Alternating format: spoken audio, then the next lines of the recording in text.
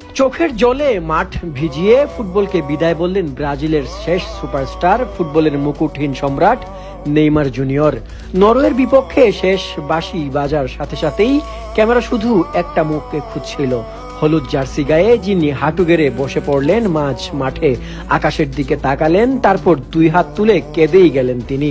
শুধু নেইমার নন, কেঁদেছিল গোটা ব্রাজিল, কেঁদেছিল পুরো এক প্রজন্ম। কারণ এই কান্না শুধু এক ম্যাচ হারার ছিল না, ছিল একটা যুগের অবসানের। ব্রাজিলের শেষ সুপারস্টার জানিয়ে দিলেন আর নয়, আর কোনো জাদু দেখাবেন না হলুদ জার্সিতে। ব্রাজিল যখন মাঠে নামতো তখন মাঠের বাইরে দাঁড়িয়ে থাকা কোটি কোটি চোখ শুধু একটি আশায় বেঁচে ছিল, নেইমার হয়তো 1 মিনিটের জন্য হলেও নামবে। নেইমার নামলেন, গোলও করলেন, শেষ গোল, শেষ টাচ, শেষ জাদু। 1030 দিন পর ব্রাজিলের জার্সিতে বল জড়ালেন জালে। কিন্তু প্রকৃতির মতো ফুটবলও বড় নির্মম। যে পা দিয়ে তিনি গোল করেছিলেন সেই পায়ের কাছেই জমা হলো বিদায়ের তিক্ত জল। একটু পেছন ফিরে তাকাই, 2010 সালে সান্তোসের এক কিশোর এসে বলেছিল, আমি স্বপ্ন দেখতে ভয় পাই না।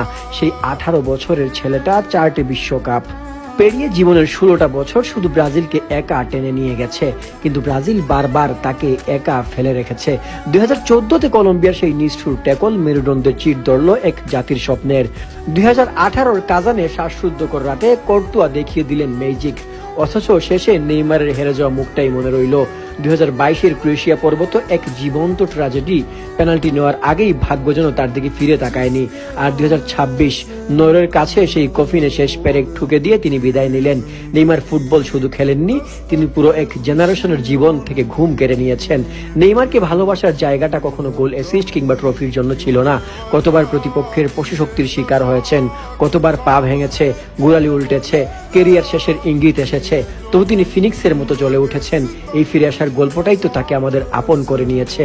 আর এ কারণেই হয়তো তিনি বিদায় নিতে নিতে বলেছেন, আমি বারবার চেষ্টা করেছি কিন্তু আর পারছি না, এখানেই শেষ। কিন্তু ভাই, ইতিহাসটা বড়ই নির্দয়, সে শুধু সংখ্যা মনে রাখে।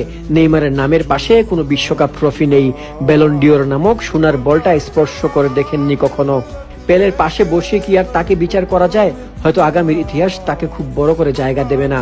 সান্তোসের সেই উচ্ছল কিশোরকে পরের জেনারেশন হয়তো ভুলেই যাবে, কিন্তু আমরা, যে প্রজন্ম তাকে চোখে দেখেছে, যে প্রজন্ম তার জাদুতে মুগ্ধ হয়েছে, আমরা জানি নেইমার সংখ্যায় নয়, নেইমার একটা আবেগ।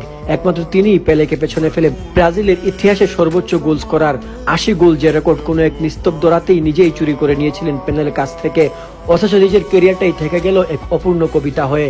নেইমারের পর ব্রাজিল আর কোনো সুপারস্টার আসবে না, যে দলকে একা টেনে নিয়ে গেছে 16টা বছর, এমন আর কেউ জন্মাবে না।